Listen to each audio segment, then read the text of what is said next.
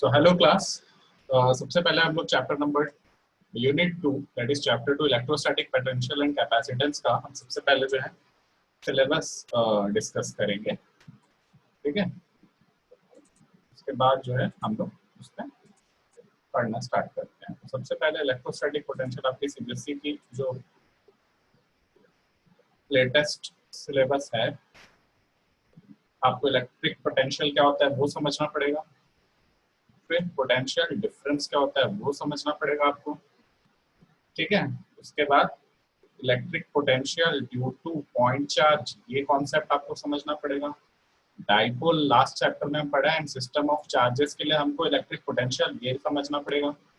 Equipotential surface इसको बोलते हैं, ये समझना पड़ेगा। Electric potential energy for system of 2 point charge and electric dipole. Total 5 topics हमको इस चैप्टर से पढ़ना है एनसीईआरटी के। 1 2 3 4 सॉरी 5 से ज्यादा हो गए, 5 एंड 6। ठीक है, चलिए तो हम स्टार्टिंग से स्टार्ट करते हैं। सबसे पहले सबसे पहले आपको एक कॉन्सेप्ट समझना है नोट करके। ठीक है, व्हाट इज इलेक्ट्रॉन वोल्ट। अब तक हम जो एनर्जी ऑफ यूनिट पढ़ते आ रहे हैं वो जूल पढ़ते आए हैं, अर्ग्स पढ़ा है हमने, है ना, KWH किलोवाट आवर भी पढ़ा है हमने 10th क्लास में। ये हम पढ़ के आए, सीजीएस सिस्टम में है, ये एमकेएस सिस्टम में है, ये इलेक्ट्रिकल एनर्जी के लिए है। लेकिन अब हम जो बात कर रहे हैं वो बहुत ही छोटे इलेक्ट्रॉन्स की बात कर रहे हैं, चार्जेस की बात कर रहे हैं। ठीक है, तो 1 इलेक्ट्रॉन वोल्ट क्या होता है उसकी डेफिनेशन आप लिखेंगे, फिर आगे जाके मैं इसको आपको समझाऊंगा। अभी पहले से डेफिनेशन समझेंगे। 1 electron volt is energy gained by an electron moving through a potential difference of 1 volt। मतलब 1 इलेक्ट्रॉन वोल्ट क्या है, 1 electron into 1 volt। what is charge on 1 electron? 1.6 into 10 की पावर माइनस 19। what into 1, इसलिए कितना आ गया 1.6 into 10 की power minus 19 joule. ये एक कांस्टेंट है जो आपको याद होना चाहिए। 1 इलेक्ट्रॉन वोल्ट कितना होता है बेटा, चार्ज ऑन इलेक्ट्रॉन कितना होता है 1.6 into 10 की पावर माइनस 19 कूलाम। वैसे ही 1 इलेक्ट्रॉन वोल्ट कितना होता है 1.6 into 10 की power minus 19 joule. This is unit of charge and this is unit of energy. Okay, तो ये कॉन्सेप्ट आपको पता होना चाहिए। चलिए सबसे पहले अब हम देखते हैं electric potential energy in a uniform field. Uniform मतलब क्या होता है, जहां पे इलेक्ट्रिक फील्ड कैसी है, कांस्टेंट है या एक जैसी है। ठीक है, अगर पिछले साल 11th क्लास में आप ग्रेविटी पढ़ के आए हो, सेम टू सेम एनालॉगस है किसके, अगर मैं कोई बॉल को अर्थ से h हाइट पे रखा हूं और वो अगर नीचे गिरी बॉल अर्थ के सरफेस पे, तो तुम्हें पता है कि वर्क डन होता है क्या, change in potential energy is equal to mgh, जहां पे मास ऑफ बॉडी कितना था m और g। तो mg was what, weight of this ball and this w is for work ना। वर्क डन क्या होता है भाई, फोर्स इनटू डिस्प्लेसमेंट। तो कितना फोर्स है बॉडी पे, उसका मास mg, कितना डिस्प्लेसमेंट हुआ, कितना नीचे गिरी, h गिरी, इसलिए इसको मैंने क्या लिखा mgh। इसी तरह अगर कोई एक बॉल है, कोई एक चार्ज है q, क्या है, एक चार्ज है q, और जैसे अर्थ वैसे ही कोई एक इलेक्ट्रिक फील्ड नीचे एक्ट कर रही है। यहाँ पे ग्रेविटेशनल फील्ड नीचे एक्ट कर रही थी, मान लिया यहाँ पे क्या एक्ट कर रहा है, इलेक्ट्रिक फील्ड। तो इस पे लगने वाला फोर्स क्या होगा बताओ, फोर्स क्या होगा Q इंटू ई, लास्ट चैप्टर में पढ़ लिया हमने। और वर्क डन क्या होगा, ये d डिस्टेंस नीचे गिर रही है, तो वर्क डन क्या होना चाहिए, force into displacement, that is Q E इसी डिस्टेंस को h माना तो h लूंगा, d मानूंगा तो d, वो वेरिएबल है, उससे मतलब नहीं है। तो ये होता है वर्क डन, QEH, और यही होता है चेंज इन पोटेंशियल एनर्जी, जो कि हमको पढ़ना है। ठीक है, चलिए, जैसा कि आप इस स्लाइड में देख सकते हैं, ध्यान से देखिए स्लाइड को, ठीक है, स्क्रीन को बड़ा करके देखिए। Weight, that is force acting on this ball is downward, और ये बॉल यहां से नीचे गिरी कहां पे, यहाँ पे पॉइंट ए से गई कहां पे, पॉइंट बी पे। पॉइंट ए और बी के बीच का डिस्टेंस नहीं, पॉइंट ए और बी के बीच का डिस्प्लेसमेंट वेक्टर कितना है, h।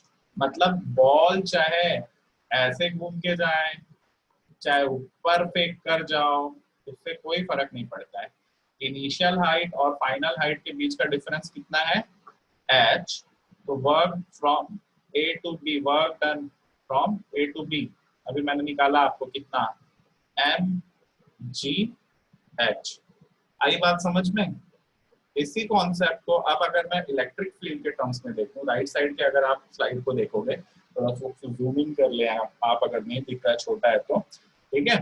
तो यहाँ पे पॉजिटिव है, यहाँ पे नेगेटिव है, मेरे को पता है इलेक्ट्रिक फील्ड प्लस से कहाँ जाती है, माइनस। और आप देख सकते हैं कि हर लाइंस के बीच में इक्वल डिस्टेंस है, मतलब कि ये इक्वल है, मतलब कि ये कैसी यूनिफॉर्म इलेक्ट्रिक फील्ड है, कहीं ज्यादा कहीं कम नहीं, सब जगह कैसी है इलेक्ट्रिक फील्ड, सेम, यूनिफॉर्म। ठीक है, फिर से अगर चार्ज को ए से मेरे को बी की ओर लाना है तो उस पर लगने वाला फोर्स कितना है बेटा, Q इंटू ई। अगर चार्ज की वैल्यू Q नॉट है तो Q इंटू ई, ये फोर्स हुआ मेरा, ठीक है, ये क्या हुआ मेरा, फोर्स हुआ। फिर वर्क डन क्या हो जाएगा इस केस में, अभी मैंने जैसे पिछले केस में बताया वैसे वर्क डन क्या होगा, Q नॉट इंटू ई। अब अगर ये d डिस्टेंस आई है यहाँ से लेके यहाँ तक, फिर से मैं डिस्प्लेसमेंट देखूंगा, ना कि टोटल पाथ। चाहे तुम बॉल के जैसे इसको यूं घुमा घुमा के लाओ, चाहे सीधे लाओ, चाहे जैसे भी लाना है लाओ, पाथ से इंडिपेंडेंट है। इनिशियल और फाइनल के बीच का डिस्टेंस वेक्टर, मतलब displacement vector, sorry, initial point और फाइनल पॉइंट, तो फाइनल माइनस इनिशियल, उस पे मेरा वर्क डन डिपेंड करता है। ये कॉन्सेप्ट समझ में आया? जैसे ग्रेविटी में mgh होता है, वैसे ही यहाँ पे पोटेंशियल एनर्जी होगी हमारी क्या, Q into E, that is electric field into charge into distance travelled. चलिए नेक्स्ट कॉन्सेप्ट, अगर पॉजिटिव चार्ज मूव कर रहा है फील्ड में तो क्या होगा, और फिर नेगेटिव चार्ज मूव कर रहा है फील्ड में तो क्या होगा। क्योंकि ग्रेविटी में मास पॉजिटिव या नेगेटिव नहीं होता है, इसलिए हमेशा मास अट्रैक्टिव होता है। लेकिन यहाँ पे चार्जेस के केस में मैं आपको बताया हूँ कि same charges repel each other और opposite charges attract each other. इसलिए अगर मैं पॉजिटिव चार्ज को मूव कर रहा हूँ फील्ड में तो क्या होगा, ठीक है। तो ये स्टेटमेंट हम पढ़ते हैं सबसे पहले, if positive charge move in the direction of field potential energy will decrease. मतलब इलेक्ट्रिक फील्ड ऐसे है और एक पॉजिटिव चार्ज है, तो इसके डायरेक्शन में अगर नीचे गया तो उसकी पोटेंशियल एनर्जी क्या होगी, डिक्रीज होगी। वहीं अगर ये चार्ज नीचे से ऊपर जाए, इवन दो इलेक्ट्रिक फील्ड अभी भी डाउनवर्ड है, तो इसकी पोटेंशियल एनर्जी क्या होगी, इंक्रीज होगी। कैसे सर, कैसे? अरे बेटा एग्जांपल सोचो, अगर एक माउंटेन है, ग्रेविटेशनल फील्ड हमेशा कहाँ एक्ट करती है, डाउनवर्ड। तो अगर मास m ऊपर से नीचे आता है तो उसकी पोटेंशियल एनर्जी क्या होती है, डिक्रीज होती है। वहीं अगर मास m नीचे से ऊपर जाता है, मतलब ग्रेविटी के अगेंस्ट जाता है, तो उसकी पोटेंशियल एनर्जी क्या होती है, इंक्रीज होती है कि नहीं होती है। तो सेम कॉन्सेप्ट यहाँ पर लगाना है, अगर पॉजिटिव चार्ज इलेक्ट्रिक फील्ड के डायरेक्शन में जाता है तो उसकी पोटेंशियल एनर्जी रिड्यूस होगी। अगर electric charge positive charge electric field के अपोजिट जाता है, अगर मास ग्रेविटी के अपोजिट ले जाते, ऊपर ले जा रहे नीचे से, तो उसकी पोटेंशियल एनर्जी क्या होती है, इंक्रीज होती है। फिर से आप डायग्राम से समझने की कोशिश करिए इसको, ठीक है। प्लस से निकली इलेक्ट्रिक फील्ड माइनस पे, मतलब इलेक्ट्रिक फील्ड का डायरेक्शन कहाँ पर है, यहाँ पे डाउनवर्ड। और ये चार्ज है भाई, चार्ज ऊपर से नीचे आ रहा है, मतलब पहले वाई ए जो है वो बड़ा है वाई बी से, जब ये ऊपर से नीचे आएगा तो यू विल डिक्रीज, यू मतलब पोटेंशियल एनर्जी विल डिक्रीज।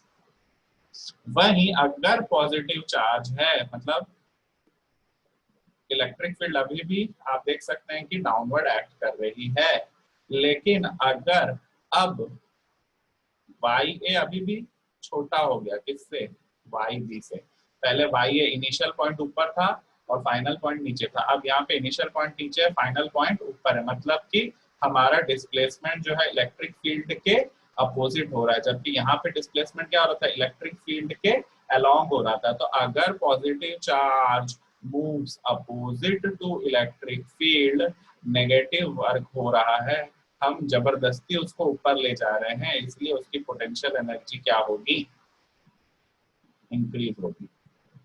ये कॉन्सेप्ट बन गया आपका, बना।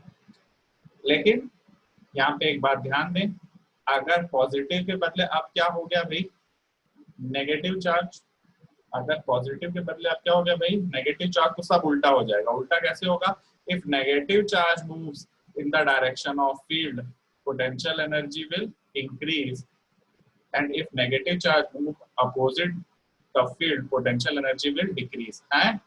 नेगेटिव चार्ज को मैं इलेक्ट्रिक फील्ड के ही डायरेक्शन में अगर लेकर जाऊं, पिछले केस में पोटेंशियल एनर्जी रिड्यूस हो रही थी, लेकिन नेगेटिव चार्ज के केस में यहाँ पे इंक्रीज होगी। वहीं अगर मैं इसको नीचे से ऊपर लेकर जा रहा हूँ और इलेक्ट्रिक फील्ड उसकी नीचे में है, if charge moves opposite the field, potential energy will reduce. समझते हैं इसको, जरा ध्यान से समझते हैं। ये इलेक्ट्रिक फील्ड है, मतलब ऊपर से नीचे की ओर आ रही है, इसको ध्यान से समझो जरा। नेगेटिव चार्ज है, नेगेटिव चार्ज को तुम कहां से कहां ले जा रहे हो, ऊपर से नीचे ले जा रहे हो। भाई नेगेटिव चार्ज तो पॉजिटिव के पास रहना चाहता है ना, opposite charges repel each other, ये माइनस इस प्लस के पास रहना चाहता है, इसकी इच्छा के अगेंस्ट तुम इसको कहां लेकर जा रहे हो, इसको तुम इससे दूर लेकर जा रहे हो। जैसे पत्थर को उसकी इच्छा के अगेंस्ट तुम पहाड़ के ऊपर ले जा रहे हो, वैसे ही इस नेगेटिव चार्ज को इसकी इच्छा के अगेंस्ट तुम इलेक्ट्रिक फील्ड के पॉजिटिव से नेगेटिव क्यों ले जा रहे हो। इस वजह से इसका पोटेंशियल एनर्जी इंक्रीज होगा, क्योंकि अब ये और ज्यादा तुम इससे दूर ले गए, ये और चाहेगा कि इसके पास आए। इसलिए जैसे कि एक पत्थर हमेशा ग्राउंड पे आना चाहता है, वैसे नेगेटिव चार्ज हमेशा प्लस की ओर आना चाहता है, लेकिन हमारे इलेक्ट्रिक फील्ड का डायरेक्शन प्लस से माइनस की ओर है। तो अगर मैं नेगेटिव चार्ज को भी प्लस से माइनस की ओर ले जाऊंगा, वो चाहता नहीं है जाना, लेकिन मैं उसे जबरदस्ती ले जा रहा हूँ। जबरदस्ती ले जाने का मतलब क्या हुआ, उसकी potential energy will increase. Similarly अगर नेगेटिव चार्ज को मैं इलेक्ट्रिक फील्ड डाउनवर्ड है, नेगेटिव चार्ज को मैं ऊपर की ओर ले जा रहा हूँ उसके अपोजिट, लेकिन माइनस तो जाना ही चाहता है प्लस के पास, तो हम जबरदस्ती तो उसको ले नहीं जा रहे, वो तो खुशी खुशी जाने को तैयार है। इस वजह से उसकी पोटेंशियल एनर्जी क्या हो गई, डिक्रीज। इसको मैं फिर से समरी फॉर्म में लिख देता हूँ, ठीक है। Summary,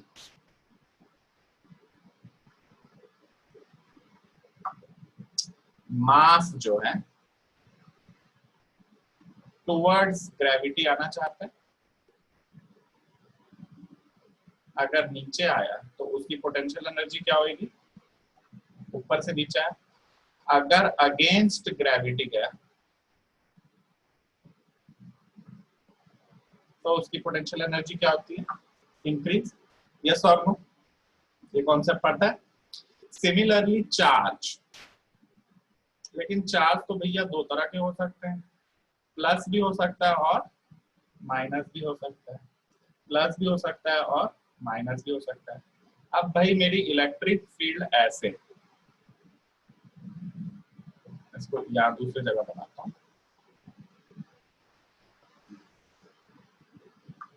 electric field, uniform electric field ऐसे।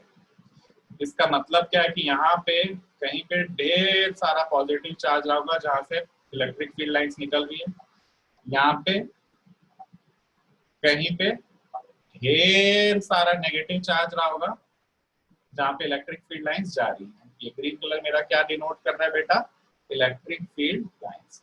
अब मैं चार्ज को ले जाऊं, अगर मैं पहले पॉजिटिव चार्ज की बात करूं। पॉजिटिव चार्ज प्लस से दूर जा रहा है, मतलब positive charge is going in the direction of electric field, तो वो जाना ही चाहता है क्योंकि तो रिपल्शन होगा, इसलिए इसकी पोटेंशियल एनर्जी विल रिड्यूस। लेकिन इसी पॉजिटिव चार्ज को मैं जबरदस्ती ढकेल के और प्लस के पास ले जाना चाह रहा हूं। जबरदस्ती ढकेल के, जैसे जबरदस्ती इस मास को ग्रेविटी के अगेंस्ट उठा के ऊपर ले जा रहा हूँ या अर्थ के ऊपर लेकर जा रहा हूँ, तो उसकी पोटेंशियल एनर्जी इंक्रीज होती है। सिमिलरली पॉजिटिव चार्ज को इलेक्ट्रिक फील्ड के अपोजिट डायरेक्शन में ले जाने पे पोटेंशियल एनर्जी इंक्रीज होती है। सिमिलरली अगर नेगेटिव चार्ज की बात करूं मैं, अगर मैं नेगेटिव चार्ज की बात करूं, तो ये नेगेटिव चार्ज को अगर मैं उसकी इच्छा के अगेंस्ट नेगेटिव की ओर ले जाऊं और पॉजिटिव से दूर ले जाऊं, अभी मैं बोल रहा हूं पॉजिटिव को उसकी इच्छा के अगेंस्ट पॉजिटिव के पास ले जा रहा हूं, नेगेटिव से दूर, तो पोटेंशियल एनर्जी इंक्रीज हुई। सिमिलरली नेगेटिव चार्ज को इलेक्ट्रिक फील्ड के डायरेक्शन में ले जाने पे उसकी पोटेंशियल एनर्जी क्या होती है, इंक्रीज होती है। लेकिन अगर इसी नेगेटिव चार्ज को मैं पॉजिटिव की ओर ले जाऊं, तो जाना ही चाहता है, खुद से जाना चाहता है, अट्रैक्ट करता है, इसलिए उसकी पोटेंशियल एनर्जी क्या होगी, रिड्यूस। भाई मास तो नीचे जाना ही चाहता, अर्थ से मास नीचे जाना ही चाहता है, तो जब मास नीचे आता है तो उसकी पोटेंशियल एनर्जी भी क्या होती है, इंक्रीज होती है कि नहीं होती है, सॉरी डिक्रीज होती है। वहीं अगर मास को मैं ऊपर ले जाना चाह रहा हूँ, तो ग्रेविटी के अगेंस्ट में ले जाना चाह रहा हूँ, तो उसकी पोटेंशियल एनर्जी इंक्रीज होती है। और यही कॉन्सेप्ट यहाँ पर है। इलेक्ट्रिक फील्ड प्लस ग्रीन से माइनस ग्रीन जाना चाह रहा है। अब पर्पल कलर के एक पॉजिटिव चार्ज को अगर मैं इलेक्ट्रिक फील्ड के डायरेक्शन में ले जाऊं, मतलब प्लस से दूर लेकर जाऊं, तो वो तो खुद ही रिपेल कर रहा है, खुद ही जाना चाह रहा है, इसलिए उसका पोटेंशियल डिक्रीज होगा। लेकिन अगर इसी प्लस को मैं जबरदस्ती इलेक्ट्रिक फील्ड के अगेंस्ट ले जाना चाहूँ, तो उसका पोटेंशियल इंक्रीज होगा। बट फॉर नेगेटिव चार्ज, अगर मैं इलेक्ट्रिक फील्ड के डायरेक्शन में जा रहा हूँ, मतलब माइनस को मैं माइनस की तरफ ले जा रहा हूँ, माइनस को मैं प्लस से दूर ले जा रहा हूँ, तो उसका पोटेंशियल इंक्रीज होगा। वहीं अगर नेगेटिव चार्ज को मैं इलेक्ट्रिक फील्ड के अपोजिट लेकर जा रहा हूँ, तो माइनस को मैं प्लस की ओर ले जा रहा हूँ, इसलिए उसका पोटेंशियल एनर्जी उसकी रिड्यूस होगी। तो ये आपका कॉन्सेप्ट बन गया। पहला कॉन्सेप्ट ये बना कि पोटेंशियल एनर्जी होती क्या है इलेक्ट्रिक फील्ड में। दूसरा कॉन्सेप्ट ये बना कि पॉजिटिव चार्ज का पोटेंशियल जो है बढ़ेगा कि घटेगा, नेगेटिव चार्ज का पोटेंशियल जो है बढ़ेगा कि घटेगा। ठीक है, चलिए नेक्स्ट कॉन्सेप्ट पे हम जाते हैं। तो नेक्स्ट कॉन्सेप्ट है जो सबसे बड़ी बात है कि electric potential is same whether Q naught moves in a radial line or any arbitrary path। समझा नहीं सर, फिर से समझाते हैं। अगर बॉल को मैं सीधा सीधा पटकूं यहाँ पे और बॉल यूं लहराते हुए कहीं कहीं घूमते फिरते यूं मटक मटक के ऐसे यहाँ पर आई, स्टिल इनिशियल और फाइनल के बीच का हाइट डिफरेंस सेम है, तो यहाँ पे वर्क डन और पोटेंशियल एनर्जी का डिफरेंस सेम होगा। पाथ से कोई फर्क नहीं पड़ता है, चाहे सीधे आए चाहे आर्बिट्ररी कहीं भी घूम फिर के आए। सेम कॉन्सेप्ट जो है इलेक्ट्रिक फील्ड के केस में है।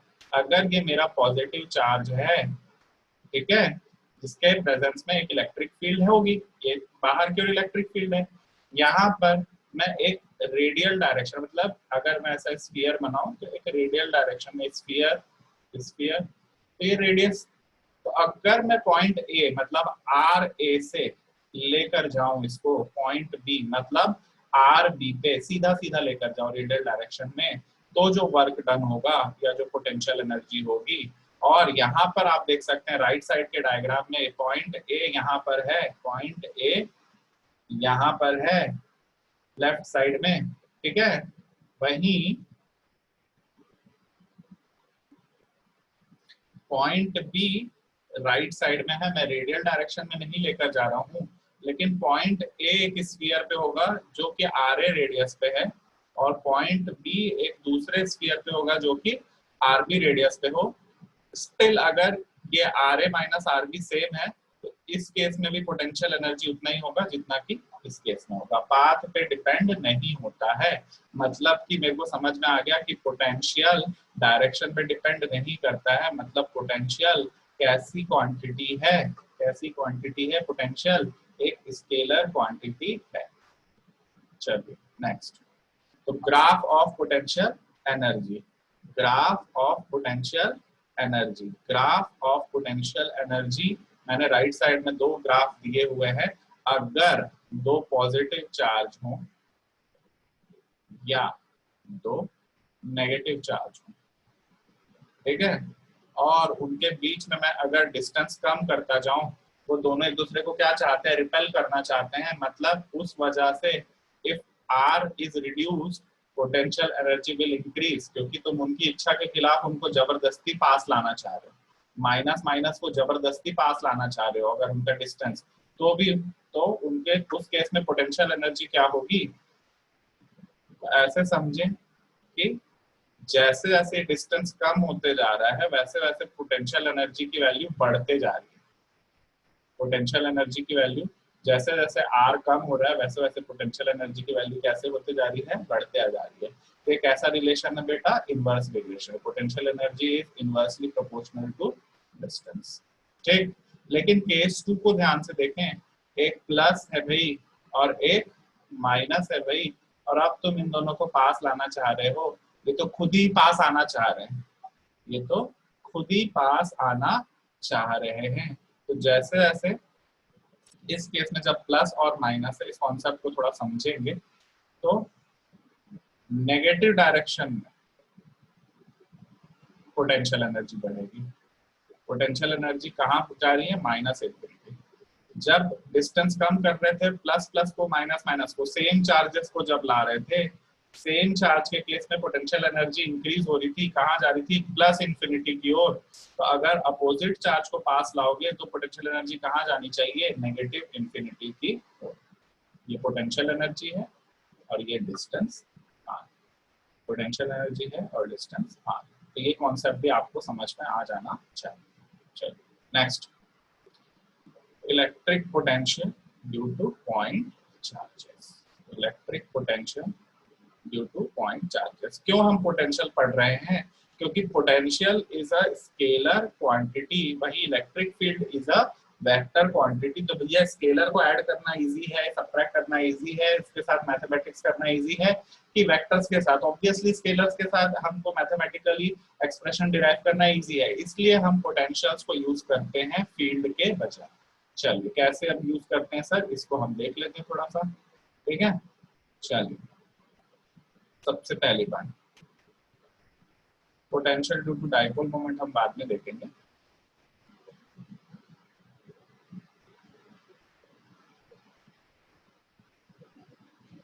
सबसे पहले हम देखेंगे इलेक्ट्रिक पोटेंशियल एनर्जी और पोटेंशियल डिफरेंस के बीच का relation. Electric potential energy and potential difference का रिलेशन। तो अभी मैंने बताया कि जो पॉजिटिव चार्ज होता है वो अच्छा होता है तो उसका पोटेंशियल ज्यादा होता है, जो नेगेटिव चार्ज होता है उसका पोटेंशियल नेगेटिव होता है। ठीक, तो अगर किसी चार्ज को मैं प्लस से माइनस की ओर ले जाऊं, हाई पोटेंशियल से लो पोटेंशियल की ओर ले जाऊं, तो जो वर्क डन होगा, अभी मैंने बताया था Q इंटू ई फोर्स इंटू डिस्प्लेसमेंट, ठीक है।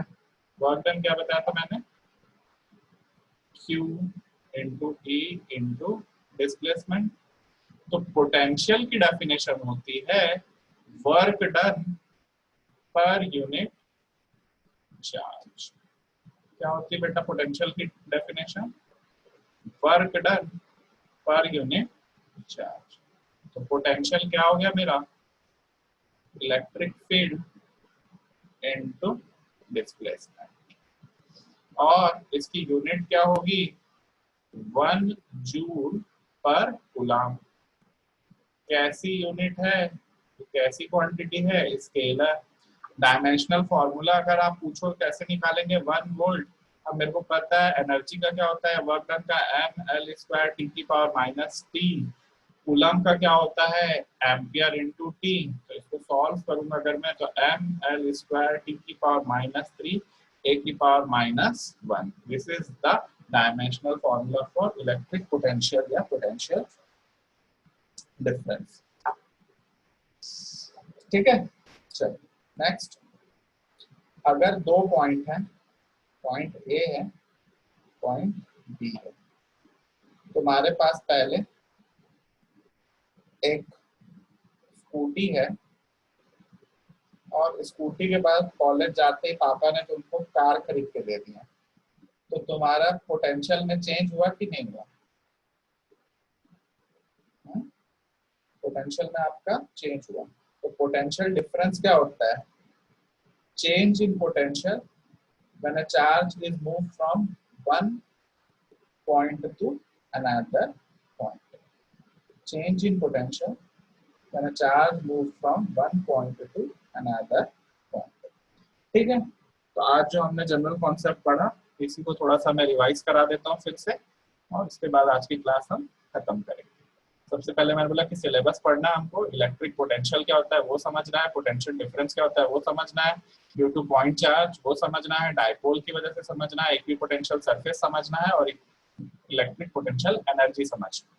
इतने सारे टॉपिक्स हमको इस चैप्टर में पढ़ने हैं, पहले पार्ट ए में। ठीक है, तो भाई सबसे पहले मैंने आपको एक चीज बताई कि इलेक्ट्रॉन वोल्ट क्या होता है। ठीक है, electron volt is a unit of energy. ठीक है, एनर्जी मेजर करने का एक यूनिट है, लेकिन ये किसके लिए है? Energy gained by an electron, electrons के लिए, चार्ज के लिए।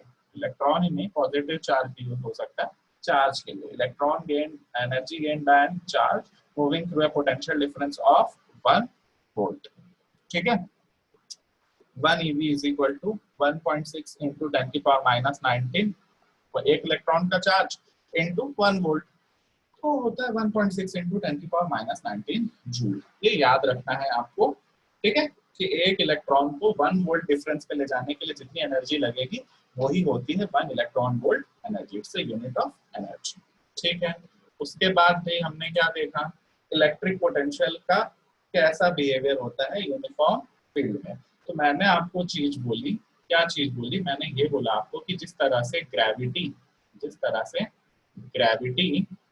डाउनवर्ड एक्ट करती है, तो अगर मास को मैं ग्रेविटी के अलोंग लाऊंगा तो उसकी वर्क डन होती है mgh। कैसे होती है? फोर्स, वर्क डन क्या होता है? Force into displacement. फोर्स क्या है? उसका weight mg into h। Similarly अगर किसी चार्ज को इलेक्ट्रिक फील्ड के डायरेक्शन में लाया जाए तो उस पे लगने वाला फोर्स होता है q इनटू e, और उसका वर्क डन होता है force into displacement QE into h। ये पहला कॉन्सेप्ट बना हमारा। कॉन्सेप्ट नंबर टू हमारा ये बना कि भाई बॉल सीधे टप्पा खाए या बॉल आड़े तिरछे कोई भी रास्ते से, आर्बिट्ररी किसी भी पाथ से जाए, जो वर्क डन है या एनर्जी है, पोटेंशियल एनर्जी, वो इनिशियल और फाइनल पॉइंट के बीच के शॉर्टेस्ट डिस्प्लेसमेंट पे या शॉर्टेस्ट डिस्टेंस पे ही डिपेंड करती है। सेम इसी कॉन्सेप्ट से चार्ज चाहे सीधा आए इलेक्ट्रिक फील्ड के डायरेक्शन में या घूम फिर के आए, उस पे भी जो वर्क डन होगा वो फोर्स इनटू शॉर्टेस्ट डिस्टेंस उस पे ही डिपेंड करेगा। नंबर टू कॉन्सेप्ट हमने क्या पढ़ा? नंबर टू कॉन्सेप्ट हमने ये पढ़ा कि जैसे किसी मास को अगर मैं ग्रेविटी के डायरेक्शन में लाता हूं तो उसका पोटेंशियल एनर्जी डिक्रीज होता है, और अगर मास को ग्रेविटी के अगेंस्ट ऊपर लेकर जाता हूं तो उसकी पोटेंशियल एनर्जी इंक्रीज होती है। सिमिलरली किसी पॉजिटिव चार्ज को अगर मैं इलेक्ट्रिक फील्ड के डायरेक्शन में लाऊं तो उसकी पोटेंशियल एनर्जी डिक्रीज होती है, सिमिलर एनालॉगस टू मास। और अगर किसी मास को इलेक्ट्रिक फील्ड के अगेंस्ट लेकर जाऊं, इलेक्ट्रिक फील्ड नीचे है और मैं चार्ज को ऊपर लेकर जा रहा हूँ, उसके अगेंस्ट लेकर जा रहा हूँ, तो उसकी पोटेंशियल एनर्जी इंक्रीज होती है। कैसे सर? चलिए इसको समझते हैं कैसे। आप देख सकते हैं, क्या देख सकते हैं, ये एक पॉजिटिव है और ये एक नेगेटिव है। तो ये पॉजिटिव चाहता ही है कि पॉजिटिव चार्ज उससे दूर जाए, खुद ही चाहता है, उसको वो खुद ही ढकेल रहा है। इस वजह से जब वो प्लस था वो खुद ब खुद नीचे आ जाएगा, इसलिए उसकी पोटेंशियल एनर्जी क्या हो जाएगी? कम। लेकिन अगर इस पॉजिटिव चार्ज को मैं इस पॉजिटिव के अगेंस्ट जबरन, इलेक्ट्रिक फील्ड के डायरेक्शन के अगेंस्ट जबरन ऊपर लेकर जाना चाह रहा हूँ, तो मेरे को उस पर वर्क करना पड़ेगा और वो वर्क उसकी पोटेंशियल एनर्जी के फॉर्म में स्टोर होगा, उसकी पोटेंशियल एनर्जी इंक्रीज हो जाएगी। लेकिन नेगेटिव चार्ज के केस में क्या होता है बेटा? थोड़ा उल्टा होता है। अगर नेगेटिव चार्ज इलेक्ट्रिक फील्ड के डायरेक्शन में जा रहा है तो उसकी पोटेंशियल एनर्जी इंक्रीज होती है, और नेगेटिव चार्ज अगर इलेक्ट्रिक फील्ड के अपोजिट जाता है तो उसकी पोटेंशियल एनर्जी डिक्रीज होती है। इसका इसलिए होता है बेटा क्योंकि अगर आप ध्यान दें, ये माइनस चार्ज है मेरा, ये नेगेटिव चार्ज है मेरा, इलेक्ट्रिक फील्ड डाउनवर्ड है, लेकिन माइनस चार्ज तो प्लस से अट्रैक्ट हो रहा है, मैं उसको उसकी इच्छा के खिलाफ उसको नीचे ले जा रहा हूँ, माइनस की तरफ उसको ले जा रहा हूँ। इवन तो इलेक्ट्रिक फील्ड का डायरेक्शन प्लस से माइनस है, ये कंफ्यूजिंग थोड़ा सा कॉन्सेप्ट है, लेकिन इसको आप यहीं समझेंगे तो आपको हमेशा कंफ्यूजन क्लियर हो जाएगा कि भाई नेगेटिव को इलेक्ट्रिक फील्ड के डायरेक्शन में ले जा रहा हूँ, लेकिन इलेक्ट्रिक फील्ड तो माइनस की ओर जा रही है, मतलब नेगेटिव को माइनस की ओर ले जा रहा हूँ। माइनस नेगेटिव को नेगेटिव के पास धकेलने के लिए तो मेरे को काम करना पड़ेगा, इसलिए मेरी पोटेंशियल एनर्जी विल इंक्रीज। लेकिन अगर मैं नेगेटिव चार्ज को इलेक्ट्रिक फील्ड के अपोजिट लेकर जाऊं, मतलब माइनस से प्लस की ओर ले जाऊं, वो तो खुद ही चाहता है प्लस की ओर जाना, तो मुझे कोई काम नहीं करना पड़ रहा है क्योंकि वो तो खुद ब खुद चला जाएगा अट्रैक्टिव फोर्स की वजह से। इसलिए वहां पे पोटेंशियल एनर्जी रिड्यूस होती है, पोटेंशियल एनर्जी डिक्रीज होती है। ये कॉन्सेप्ट आपको समझ में आना चाहिए। चलिए लास्ट कॉन्सेप्ट अब जो हम समझते हैं, समरी के फॉर्म में मैंने आपको यही चीज बताई थी, इसको फिर से रिपीट कर दूं कि अगर कोई मास ग्रेविटी के डायरेक्शन में आता है तो पोटेंशियल एनर्जी रिड्यूस होती है। अगर कोई मास ग्रेविटी के अगेंस्ट तुम उसको ऊपर ले जाना चाह रहे हो, ग्रेविटी के अगेंस्ट तुम उसे ऊपर ले जाना चाह रहे हो, तो उसकी पोटेंशियल एनर्जी इंक्रीज होती है। इसी कॉन्सेप्ट को मैंने एक ही ग्राफ में बनाकर दिखाने की कोशिश की कि ये प्लस प्लस प्लस प्लस है ग्रीन कलर का, माइनस माइनस माइनस माइनस है ग्रीन कलर का, मतलब इलेक्ट्रिक फील्ड ग्रीन कलर की प्लस से माइनस की ओर जा रही है। पर्पल कलर का पॉजिटिव चार्ज अगर इलेक्ट्रिक फील्ड के डायरेक्शन में जा रहा है तो मतलब वो नेगेटिव चार्ज की ओर जा रहा होगा, तो वो खुद से जाएगा, मुझे कोई काम करने की जरूरत नहीं है, इसलिए उसकी पोटेंशियल एनर्जी क्या हो गई? रिड्यूस। वहीं अगर ये पॉजिटिव चार्ज को मैं प्लस ग्रीन की ओर ढकेल रहा हूं तो मुझे वर्क करना पड़ रहा है, वो चाहता नहीं है प्लस की ओर जाना, तो रिपेल करना चाहता है, लेकिन हम जबरदस्ती उसको भेज रहे हैं, इसलिए उसकी पोटेंशियल एनर्जी इंक्रीज हो गई। सिमिलरली नेगेटिव चार्ज अगर माइनस की ओर भेज रहा हूं, मतलब इलेक्ट्रिक फील्ड के डायरेक्शन में भेज रहा हूं, तो उसकी इच्छा के खिलाफ हो, उसको रिपेल कर रहा है, पर मैं जबरदस्ती उसको भेज रहा हूँ, जा जा जा, तो इसलिए उसकी पोटेंशियल एनर्जी इंक्रीज हो रही है। लेकिन अगर मैं माइनस चार्ज को प्लस की ओर ढकेल रहा हूँ तो मुझे ढकेलने की जरूरत नहीं, वो तो खुद ही चला जाएगा। भाई बॉल तुम्हारे हाथ से खुद ही नीचे जाएगी, तुमको थोड़ी बॉल को फेंकने की जरूरत है, बॉल खुद ब खुद ग्रेविटी से नीचे जाएगी, इसलिए उसकी पोटेंशियल एनर्जी रिड्यूस होती है। तो इतना काफी है आज की क्लास के लिए। उम्मीद है कि आपको ग्रेविटेशनल पोटेंशियल एनर्जी के कॉन्सेप्ट से इलेक्ट्रिक पोटेंशियल एनर्जी का कॉन्सेप्ट समझ में आ गया होगा। नेक्स्ट क्लास में जो है हम लोग इलेक्ट्रिक पोटेंशियल, पोटेंशियल डिफरेंस और वो बाकी सारे टॉपिक्स हम नेक्स्ट क्लास में कवर करेंगे। Thank you class, have a nice time ahead.